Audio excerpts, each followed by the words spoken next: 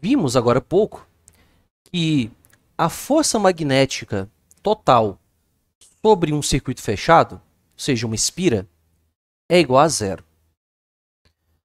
Pela figura aqui, nós conseguimos ver que as forças F4 e F2 se anulam na direção x, assim como as forças magnéticas F1 e F3 se anulam na direção z. Agora notemos o seguinte: nós vemos que F1 e F3 se anulam na direção z, mas além disso, elas estão sob a mesma linha de ação. Então, para ficar claro, eu vou enfatizar isso aqui. Você pode notar que estas duas forças, além de serem iguais em módulo, direção e sentidos, têm sentidos opostos, elas estão alinhadas na mesma direção. Veja bem aqui, ó. Elas têm a mesma linha de ação.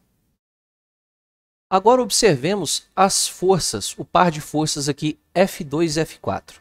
Elas também têm mesmo módulo, mesma direção, sentidos opostos, porém, as suas linhas de ação são diferentes, são paralelas. Então veja aqui, ó, a força F4 age nessa direção,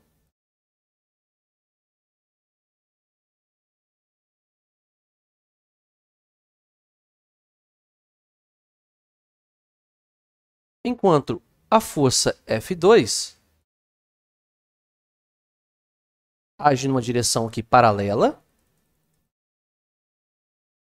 mas cuja a distância é justamente o comprimento A aqui dessa espira. Na mecânica, quando temos duas forças iguais agindo em linhas de ação diferentes em sentidos opostos, eu tenho o que eu chamo de um binário. E este binário é capaz de provocar um giro, um torque. Como o que você faz para abrir uma garrafa. Você, com um lado da sua mão, você gira num sentido e no outro lado você gira com outro. Ou como uma chave de fenda, você tem então sempre um par de forças agindo em linhas paralelas que tem uma certa distância de ação. Logo, eu posso calcular o torque gerado por este par. Notando que, como F1 e F3 estão na mesma linha de ação, além da força dar zero, o torque também dá zero. Então, as únicas forças que são capazes de gerar este torque é quando elas têm linhas de ação com uma certa distância. Então, eu vou concluir que o torque sobre essa espira será o seguinte, ó. Torque tal será R, que é o braço de alavanca, que é a distância entre as linhas de atuação dessa força, vetor F, onde F representa qualquer uma das forças deste binário F2 e F4. Para facilitar aqui a nossa visualização, imagine que eu vou enxergar então essa espira por cima, olhando aí por cima do plano XY. E o que eu tenho é esta figura aqui do lado. Eu tenho então F4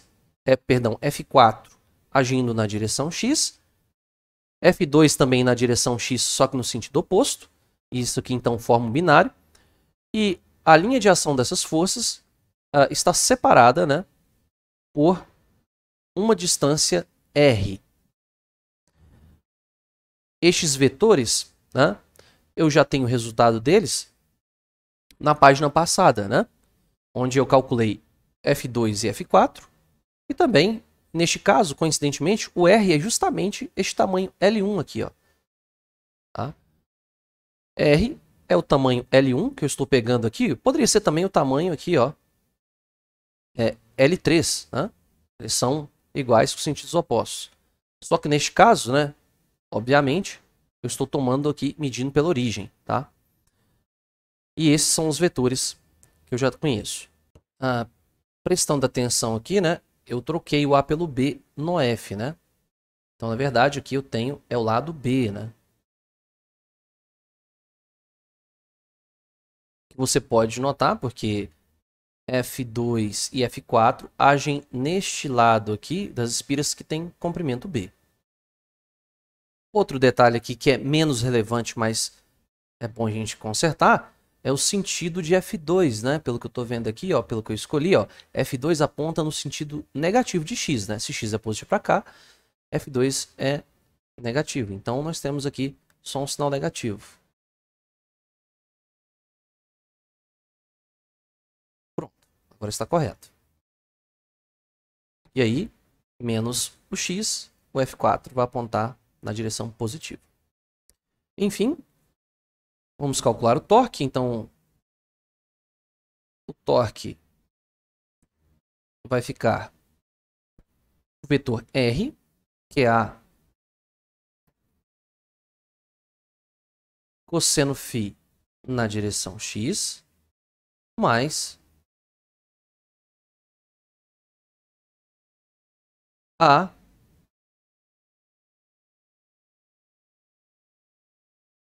seno φ na direção y,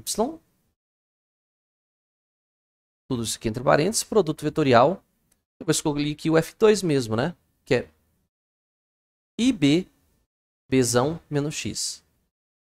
Vai ficar aqui I, Bzinho, Bzão, menos x. Então, calculando aqui o torque, nós teremos, usando a propriedade distributiva, ficar IAB, Bzão,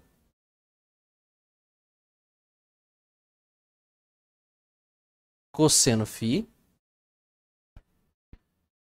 x vetor menos x,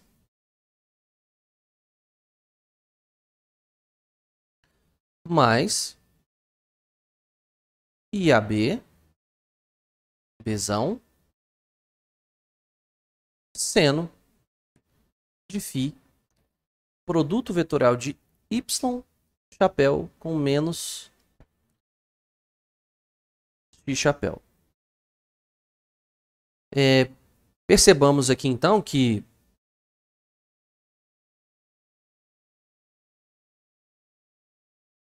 este produto vetorial desses dois vetores que têm mesma direção dá zero.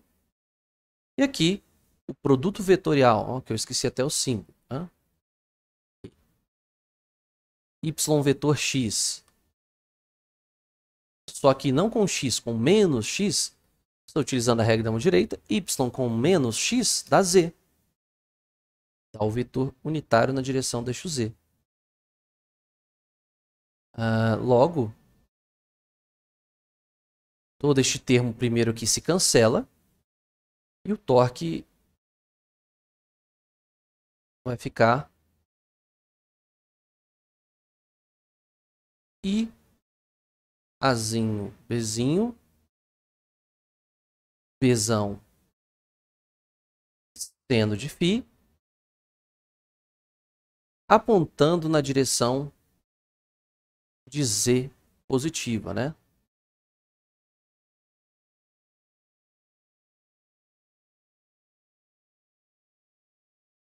Quando eu digo que o torque está aqui na direção z, ou seja, é como se o torque estivesse saindo aqui da tela, ó. Então, pegue este binário aqui, você está girando esse binário no sentido anti-horário. Nós temos a convenção de que o sentido anti-horário é o sentido positivo, então, tá aqui, ó. Nosso sistema está girando assim. Então, o vetor torque, ele está saindo da folha, né?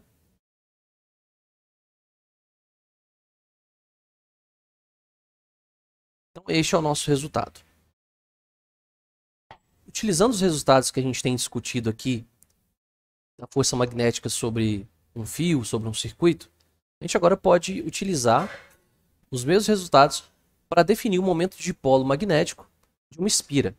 A gente discutiu até agora que o momento de dipolo magnético é a unidade básica do magnetismo. Embora para obter esse resultado, a gente deveria utilizar um pouco mais de um formalismo que a gente não tem, mas a gente consegue, de maneira aqui bem facinha, obter fazendo algumas considerações. Então, vamos considerar aqui, no caso particular, daquela espira que a gente estava trabalhando. Né? Uma espira de lados A e B, percorridos por uma corrente I, sob a ação de um campo magnético constante B. Então eu vou definir nosso momento de dipolo para a espira, denotado aqui pela letra M, como sendo nosso momento de dipolo M vai ser o produto da corrente que passa pela espira vezes a área, onde esta área é justamente o produto aqui, neste caso, da base vezes a altura. Tá? Este é o módulo, tá?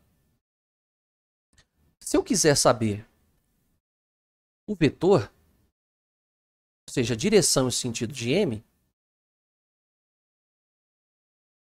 M será definido por a corrente vezes a área da espira, vezes um vetor normal, tá? Em que este vetor normal é aquele mesmo que a gente definiu lá para o fluxo. Tá? Ele é um vetor que forma um ângulo de 90 graus com a superfície da espira, com a área. Para você conseguir enxergar melhor esse resultado, né? Essa nossa definição deste vetor normal seria isso. Ó. Aqui você tem a espira, né? Definindo aqui uma área, e perpendicular a esta área você tem este vetor n chapéu. Agora, calculando essa área aqui, em termos do que a gente tem, claramente esta área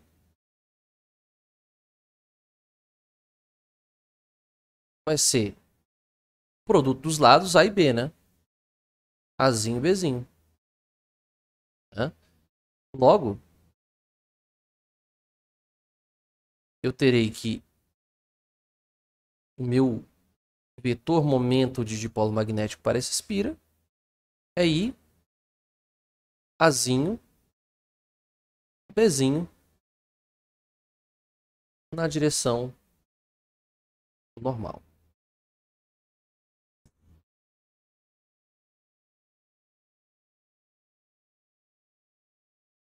Resumindo, o nosso momento de dipolo magnético ele é um vetor, né, perpendicular ao plano da espira. Agora, eu posso tentar colocar nessa expressão para o torque sofrido pela espira o seu momento de dipolo magnético. E é fácil ver isso aqui. Ó. Se eu pegar esse resultado, que eu vou copiar aqui, ó,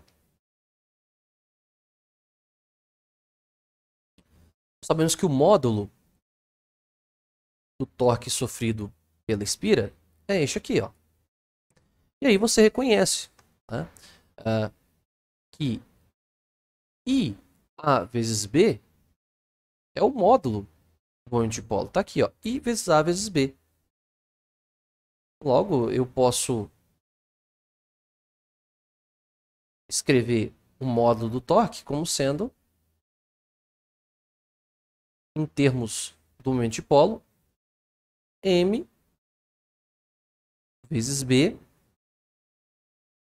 vezes o seno de φ. Nós sabemos que o torque é um vetor. M é um vetor e B também é um vetor.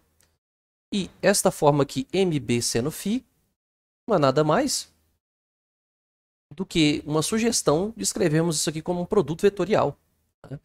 Então eu posso escrever isso na forma vetorial, que o torque, em termos do momento de dipolo e do campo magnético, é M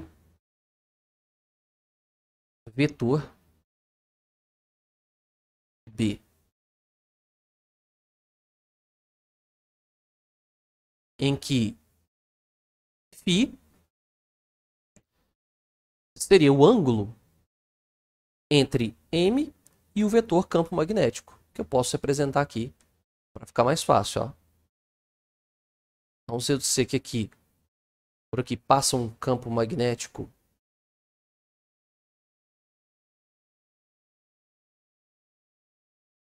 B. Acho que eu até posso copiar isso aqui, ó.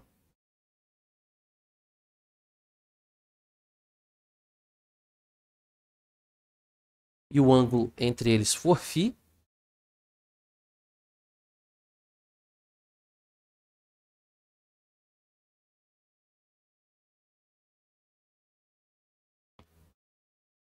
Então, eu tenho o nosso torque. Perceba que esse resultado é muito similar ao resultado para o campo elétrico, onde o torque sofrido por um momento de polo elétrico é o momento de polo elétrico vezes o campo elétrico. Então, é um resultado totalmente análogo ao que vimos anteriormente.